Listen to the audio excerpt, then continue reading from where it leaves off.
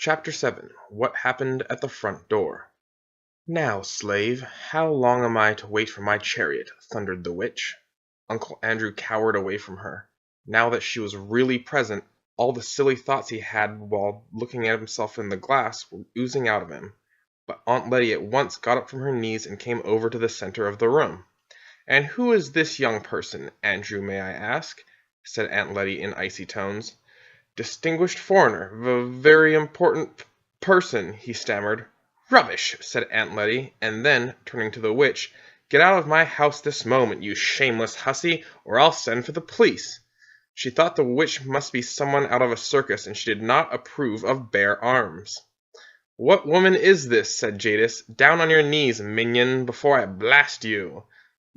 "No strong language in this house, if you please, young woman," said Aunt Letty. Instantly, it seemed to Uncle Andrew, the Queen towered up to an even greater height. Fire flashed from her eyes. She flung out her arm with the same gesture and the same horrible-sounding words that had lately turned the palace gates of Charn to dust. But nothing happened except that Aunt Letty, thinking that those horrible words were meant to be ordinary English, said, "I thought as much. This woman is drunk. Drunk! She can't even speak clearly." It must have been a terrible moment for the witch when she suddenly realized that her powers of turning people into dust, which had been quite real in her own world, was not going to work in ours. But she did not lose her nerve for even a second.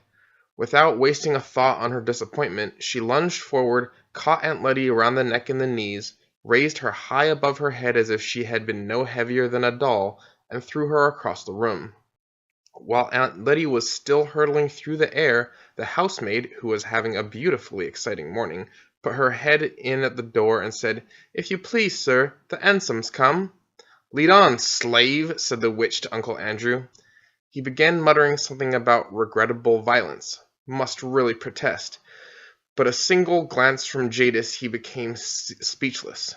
She drove him out of the room and out of the house, and Diggory came running down the stairs just in time to see the front door close behind them.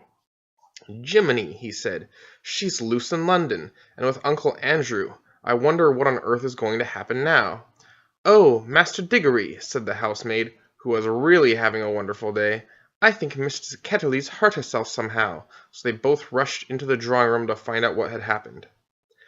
If Aunt Letty had fallen on bare boards or even the carpet, I suppose all her bones would have been broken, but by great luck she had fallen on the mattress. Aunt Letty was a very tough old lady. Aunts often were in those days. After she had had some sal volatile and sat still for a few minutes, she said there was nothing the matter with her except a few bruises. Very soon she was taking charge of the situation. "Sarah," she said to the housemaid, who had never had such a day before, "go around to the police station at once and tell them there's a dangerous lunatic at large. I will take Mr. Kirk's lunch up myself." Mr. Kirk was, of course, Mrs. Kirk was, of course, Diggory's mother. When Mother's lunch had been seen to, Diggory and Aunt Letty had their own, and after that he did some hard thinking. The problem was how to get the witch back to her own world, or at any rate out of ours, as soon as possible. Whatever happened, she must not be allowed to go rampaging about the house. Mother must not see her, and if possible, she must not be allowed to go rampaging about London either. Diggory had not been in the drawing-room when she tried to blast Aunt Letty, but he had seen her blast the gates at Charn, so he knew her terrible powers and did not know what she had lost any of them by coming into our world. And he knew she meant to conquer our world. At the present moment, as far as he could see, she might be blasting Buckingham Palace or the Houses of Parliament. It was almost certain that quite a number of policemen had by now been reduced to little heaps of dust, and there didn't seem to be anything he could do about that. But the ring seemed to work like magnets, thought Diggory. If I can only touch her and slip on my yellow, we shall both go into the wood between the worlds. I wonder, will she go all faint again there? Was that somehow what the place does to her? Or was it only the shock of being pulled out of her own world? But I suppose I'll have to risk that. And how am I to find the beast? I don't know.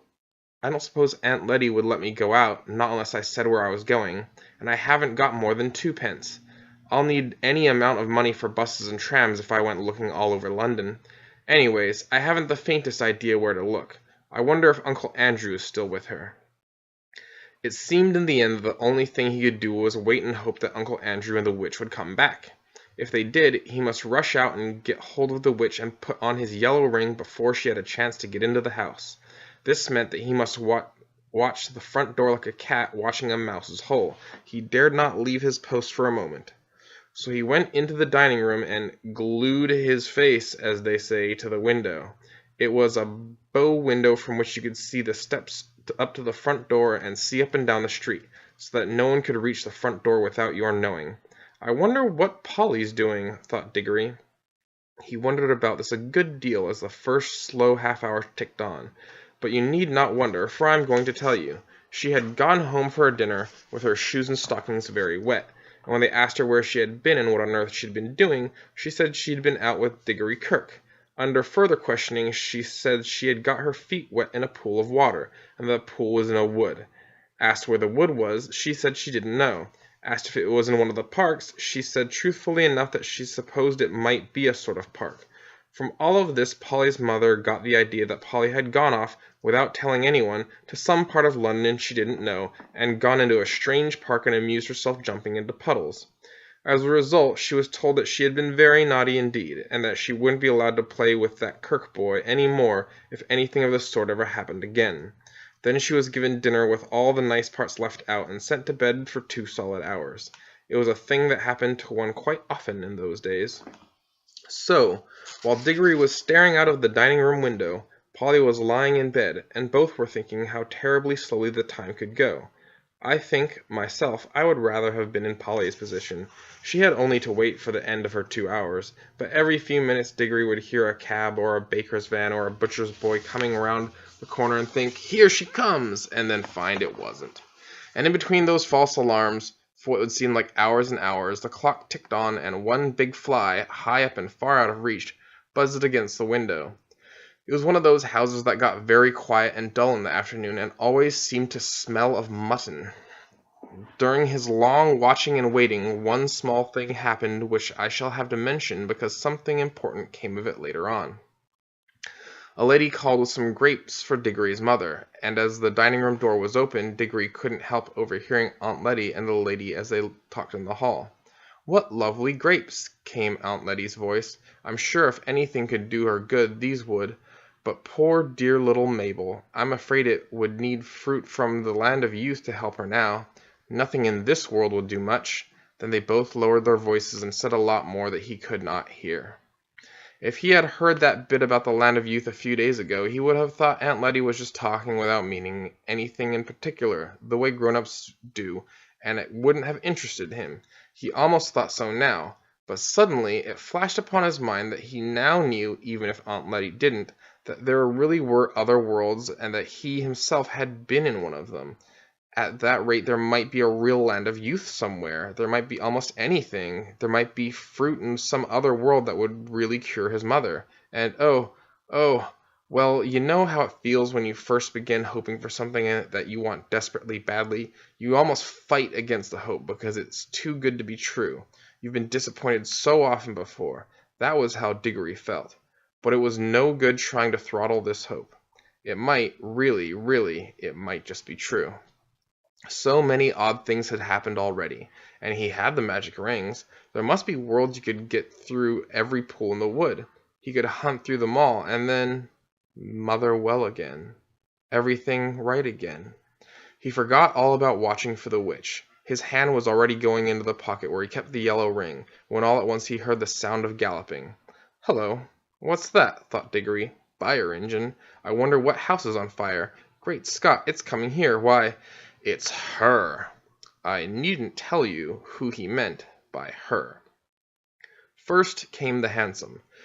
There was no one in the driver's seat. On the roof, not sitting, but standing on the roof, swaying with superb balance as it came full speed around the corner with one wheel in the air, was Jadis, the Queen of Queens and the Terror of Charn. Her teeth were bared, her eyes shone like fire, and her long hair streamed out behind her like a comet's tail. She was flogging the horse without mercy. Its nostrils were wide and red, and its sides were spotted with foam. It galloped madly up to the front door, missing the lamppost by an inch, and then reared up on its hind legs. The hansom crashed into the lamppost and shattered into several pieces. The witch, with a magnificent jump, had sprung clear just in time to land on the horse's back. She settled herself astride and leaned forward, whispering things in its ear. They must have been things meant not to quiet it, but to madden it. It was on its hind legs again, and in a moment, and its neigh was like a scream. It was all hoofs and teeth and eyes and tossing mane. Only a splendid rider could have stayed on its back. But before Diggory had recovered his breath, a good many other things began to happen. A second hansom dashed up close behind the first. Out of it there jumped a fat man in a frock coat and a policeman. Then came a third hansom with 2 more policemen in it. After it came about 20 people, mostly errand boys, on bicycles, all ringing their bells and letting out cheers and catcalls. Last of all came a crowd of people on foot, all very hot with running, but obviously enjoying themselves. Windows shot up in all the houses of that street, and a handmaid or a butler appeared at every front door. They wanted to see the fun. Meanwhile, an old gentleman had begun to struggle shakily out of the ruins of the first hansom. Several people rushed towards to help him, but as one pulled him one way and another, perhaps he would have gotten out quite as quickly as on his own. Diggory guessed that the old gentleman must be Uncle Andrew, but you couldn't see his face. His hat had been bashed down over it. Diggory rushed out and joined the crowd. "That's the woman! That's the woman!" cried the fat man, pointing at Jadis. "Do your duty, constable. Hundreds and thousands of pounds worth she's taken out of my shop. Look at that rope of pearls around her neck. That's mine, and she's given me a black eye too, what's more." "That she has, governor," said one of the crowd, "and as lovely a black eye as I'd wish to see.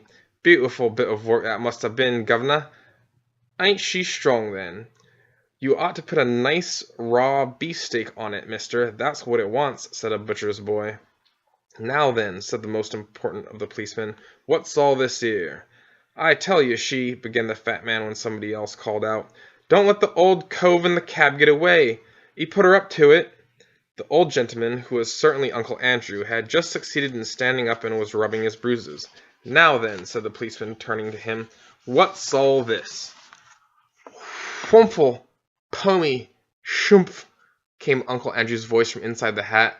"None of that now," said the policeman sternly. "You'll find this is no laughing matter. Take that off, see?" This was more easily said than done, but after Uncle Andrew had struggled in vain with the hat for some time, 2 other policemen seized it by the brim and forced it off. Thank you," said Uncle Andrew in a faint voice. "Thank you. Dear me, I'm terribly shaken.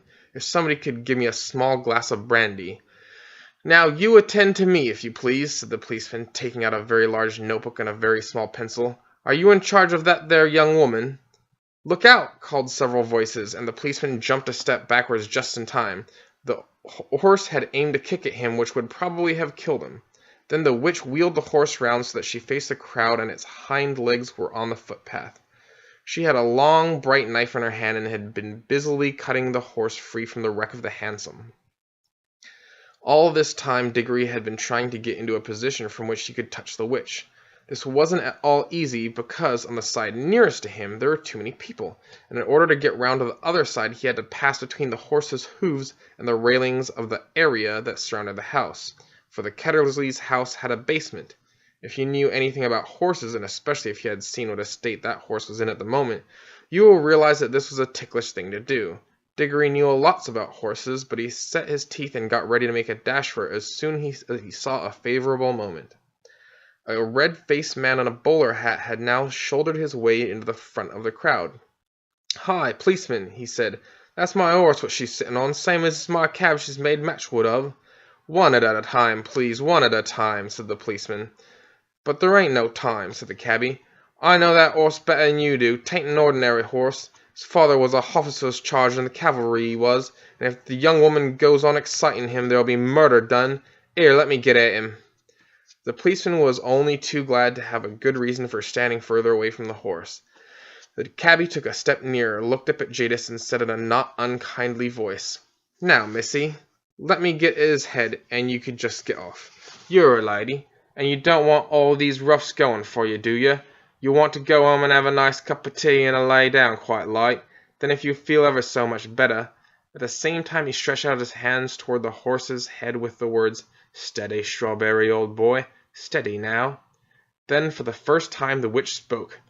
"Dog!" came her voice, cold, clear, ringing loud and above the other noises. "Dog, unhand our royal charger. We are all the Emperor Jadis."